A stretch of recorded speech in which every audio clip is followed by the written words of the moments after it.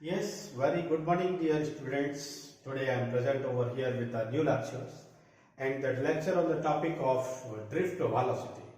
It is the next topic, drift velocity. Drift velocity, or maybe drift speed of electron. When electron flowing or passing through a conductor. So, suppose this is the conductor, I will take it very small. This is the conductor. First terminal connected with the positive terminal of battery. Second terminal connect with the negative terminal of battery. And this is the cross sectional area A. Now when current passes through that conductor, it is positive, it is negative. This is key, battery, direction of current I flows through a conductor, then the direction of field due to current carrying E from the terminal of, this is the terminal A and this is B.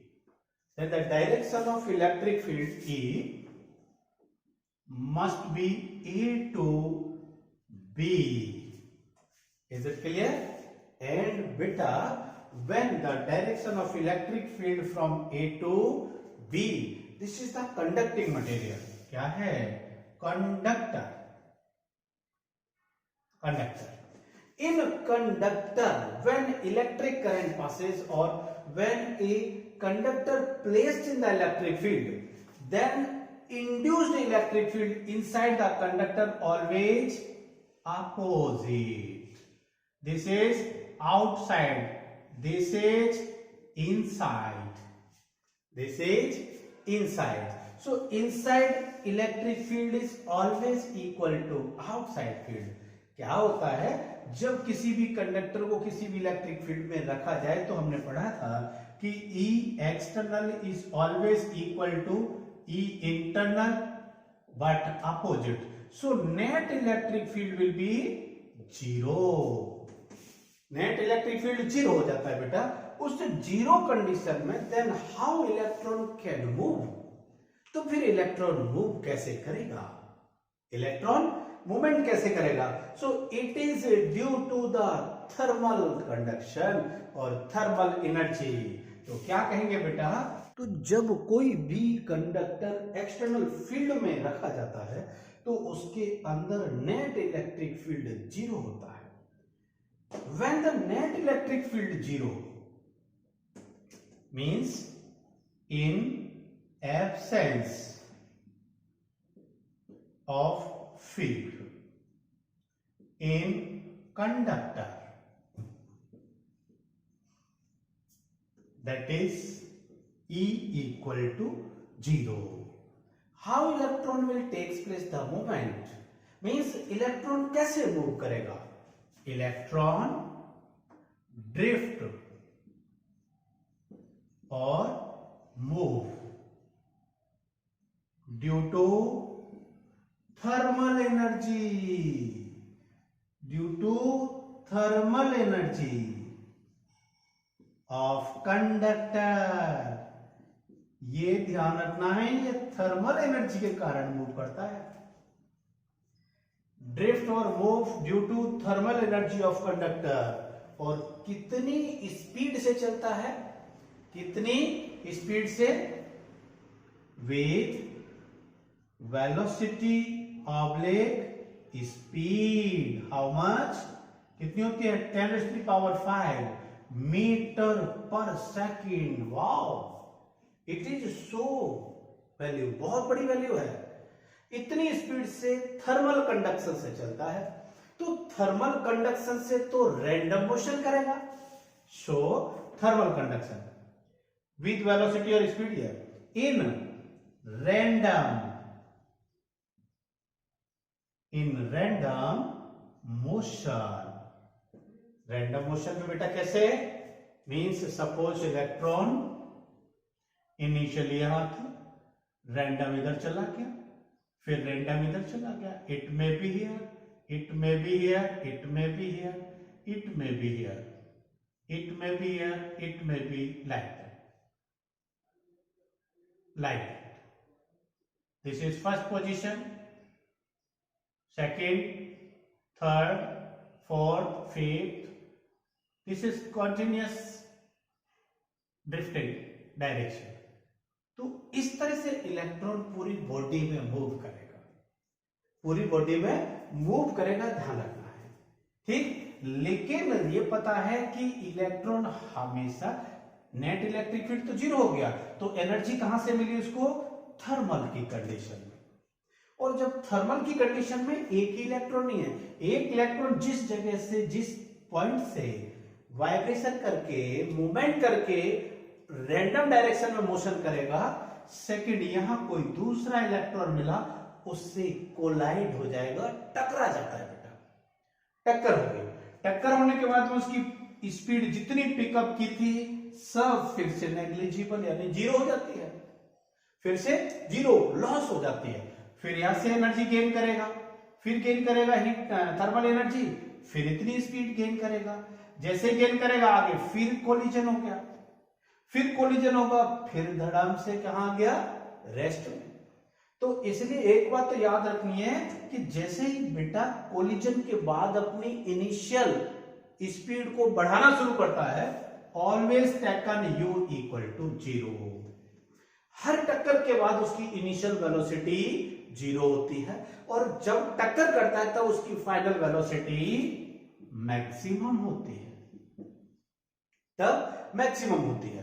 तो हम पहले तो बात करेंगे drift velocity किसको कहेंगे, कि एक टक्कर से, मैंने कहा बेटा यहां से टक्कर किया, उसके बाद दूसरा टक्कर यहां, तो एक टक्कर से यहां से इनिशियल u इक्वल टू 0 से स्टार्ट किया और v फाइनल पर यहां टकरा गया.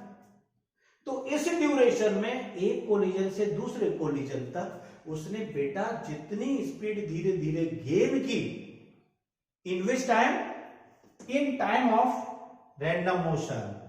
चलिए, इलेक्ट्रॉन गेन मैक्सिमम स्पीड, और वो मैक्सिमम स्पीड कितनी बताई थी, 10⁵ metre per second in time of 10⁻⁻14 second. इतने छोटे टाइम पीरियड में केवल एक कोलिजन से दूसरे कोलिजन तक की डिस्टेंस को ट्रेवल करता है. These are most important parameters.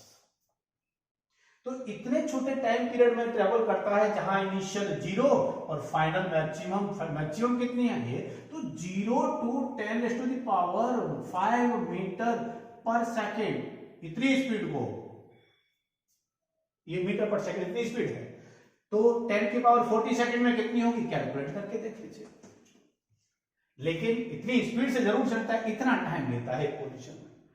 तो 0 to मैक्सिमम स्पीड को, 0 initial, maximum final, then average speed, then क्या, एवरेज. सो क्या कहेंगे बेटा, the average speed between two successive collision. मतलब यहां टक्कर करके इनिशियल से स्टार्ट किया, फिर यहां टकराया, तो इस ड्यूरेशन में उसने कितना एवरेज स्पीड गेन किया. The average speed between two successive collision of electron is known as drift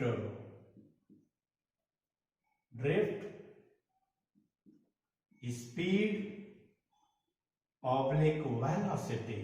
और बहुत छोटा सा टाइम पीरियड में बहुत छोटी सी डिस्टेंस होती है, बहुत छोटी डिस्टेंस होती है, इसलिए इसको वेलोसिटी या डिस्टेंस, स्पीड, दोनों में से कोई भी कहो चलेगा. Is it clear? Is it clear? चलिए तो अभी पता भी तो करना है कि इतनी स्पीड होगी कैसे। देखो, for motion, for random motion between two collisions, दो कोलिजन के बीच की random motion by first equation of motion, first equation of motion. Do you know क्या होता था बेटा? v equal to u plus A T, v vector u vector a vector, v equal to u plus A T. For such movement और drifting, v is represented by vd, d for drift velocity. It is drift velocity. It is drift velocity. d for drift. So vd equal to, initially always start from zero. अरे जैसे ही टक्कर करता है फिर zero से start करता है, तो बेटा इनिशियल तो zero plus a into T, equation number 1। मैंने यहां 1 इक्वेशन देख लिया बेटा। Is it clear? Is it clear? But it is in the presence of electric field here. यहां ऑलरेडी इलेक्ट्रिक फील्ड बाहर से लगा हुआ है, ठीक है। अरे ये जो नेट फील्ड इन डेवलप किसने किया? बाहर वाले ने। यही तो होगा भाई, ये डायरेक्शन है इलेक्ट्रिक फील्ड का, तो सारे पॉजिटिव इधर, सारे नेगेटिव इधर, ऐसे बन गया। क्लियर ना? तो अब इस पर जो एक्सीलरेशन है ये कितना होगा? सो हाउ, देखो वी नो क्या बेटा कि F equal to m a, mass जो एक्सीलरेशन 11th में पढ़ा है तो अपन ने, और A इक्वल टू बेटा कितना आएगा? F over m। ठीक, इलेक्ट्रॉन के लिए वी नो क्या जानते हैं हम कि बेटा हमने पढ़ा था कि force F equal to q into E होता है, ये पढ़ा है। क्यू की जगह चार्ज किसका है? यहां इलेक्ट्रॉन का। किसका? इलेक्ट्रॉन का। तो ये देखो क्या आएगा? F की जगह तो आएगा E into capital E over M, और ये माइनस। चेक करो, A इक्वल टू F का वैल्यू आ गया Q into E over M। मैंने Q की जगह चार्ज ऑफ इलेक्ट्रॉन लिया, इसने माइनस भी लगा दिया है। तो हमारे पास में जो A आ रखा है इसका वैल्यू ये लगा दो इसमें से। तो देखो ये कहां से लिया? We know F equal to M है, यहां आएगा बेटा। क्या आएगा? VD इक्वल टू A की जगह कितना आ रहा है? देखो minus E capital E over M into T. अब इसको एक चीज थोड़ी सी समझा दो कि जो मैंने ये तो इक्वेशन था, ये इक्वेशन था, लेकिन यहां अब मैंने इसको E capital E over M के टर्म में लिख दिया। तो इस टाइम पीरियड को थोड़ा सा नया नाम देते हैं और इसका नाम आता है टाउ। क्या? टाउ। टाउ टाउ यानी टाउ का मतलब है यहां टी क्या है? Small T, relaxation time. Relaxation time मैंने कितना लिखा? ये रहा 10⁻⁻14 सेकेंड में हर इतने सेकंड के बाद कोलिजन कर लेता है। तो इतने टाइम पीरियड में यहां से यहां तक टाइम कितना लगा? 10⁻14 सेकेंड। लेकिन यहां से यहां तक ये बीच में फ्री तो रहा, इस बीच में फ्री रहा। तो जितने टाइम तक फ्री रहता है 10⁻14 उसे कोलिजन क्या कहेंगे? Relaxation time. तो यहां लिखना पड़ेगा बेटा वेयर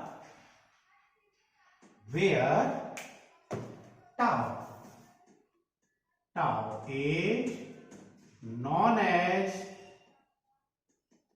relaxation time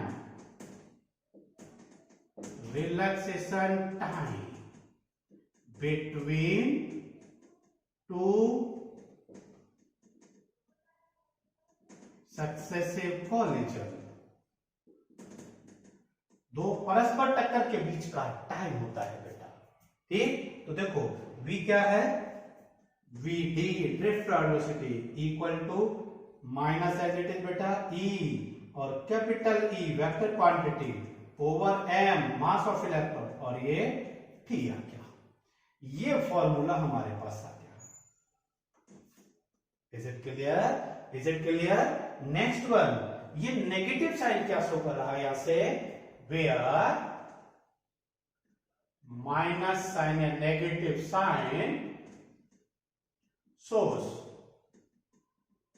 दैट क्या है, दैट क्या है, देखो इलेक्ट्रिक फील्ड का डायरेक्शन इधर है और इलेक्ट्रॉन्स चाहे भले ही रैंडम मोशन करके आ रहा है लेकिन आ किधर रहा है, पॉजिटिव की तरफ। किधर आ रहा है, पॉजिटिव की तरफ। तो देखो ड्रिफ्ट वेलोसिटी का डायरेक्शन vd, सॉरी एक मिनट जगह खाली कर लो यहां थोड़ी सी, ये लिख दो vd, ये डायरेक्शन किधर है, इधर है। यहां क्या लिखा था, कंडक्टर लिखा रहता, ये कंडक्टर। तो vd का डायरेक्शन इधर, e का डायरेक्शन उधर, क्या आएगा दोनों के बीच में, negative. Where negative sign shows that vd is opposite to E, electric field के अपोजिट है, इलेक्ट्रिक फील्ड के अपोजिट है, ध्यान रखना है, ठीक है। देख भी रहा आराम से। तो इनके छोटे छोटे टर्म्स लिख दो, कौन कौन क्या क्या है इसमें। V तो पहले लिख दिया, E क्या है, E equal to 1.6 into 10⁻⁻19 coulomb charge of electron. E क्या है, E क्या है, फील्ड या एक्सटर्नल फील्ड, एक्सटर्नल फील्ड। उसके बाद क्या है बेटा, M mass of electron, mass of electron. उसके बाद बचा टाउ, टॉर्क, और इसे यहां लिख रहा हूं जो दिखाई देगा आराम से। कहां लिखो बेटा, कहां लिखो, ये हटा रहा हूं सामने से, इसकी जरूरत नहीं लिखा, रहने दो। टाउ यहां लिखूंगा, देखो ध्यान रखो, tau equal to relaxation time, पता चल जाएगा ना अलग से, ये लीजिए, ठीक। तो इस तरह से हमने एक ये पूरा का पूरा डेरिवेशन किया। इसका ये माइनस रखा है, लेकिन अगर कहता है कि नहीं हमें ये नहीं चाहिए कि ड्रिफ्ट किधर हो रहा, ये चाहिए कि कितना होगा, तो इसी को क्या लिखोगे, vd mod equal to E capital E over m into torque. ये लीजिए बेटा, ये मेन फॉर्मूला आ गया आपके पास में मोड का। मोड में क्या होता है, माइनस हट जाता है, ठीक है। तो अभी इसके इतने ज्यादा न्यूमेरिकल्स वगैरह इसमें नहीं है, और मैं जानबूझकर आज इस वीडियो को थोड़ा छोटा बनाया है जिससे कि आपको ज्यादा दिक्कत नहीं हो, ठीक है। चलिए अगले वीडियो का इंतजार कीजिए, इसका अगला स्टेप उसी वीडियो में लगे अगले वाले में। तब तक के लिए लेक्चर को, आज वाले को छोटे लेवल पर यही कंप्लीट करते हैं। आप लोग चाहो तो इसका एक स्क्रीनशॉट कर सकते हो। मैं थोड़ा सा देखो आपको, ये लीजिए बेटा, पूरा बोर्ड देख लीजिए, पूरा बोर्ड देख लीजिए। मैंने जहां जहां जो लिखा हुआ है आराम से दिख रहा होगा। चलिए तो अगले लेक्चर का इंतजार कीजिए। अगले लेक्चर में आएगा ड्रिफ्ट वेलोसिटी एंड करंट, दोनों के बीच का रिलेशन। तब तक के लिए आपसे इजाजत चाहता हूं। Thank you to all of you. Have a nice day.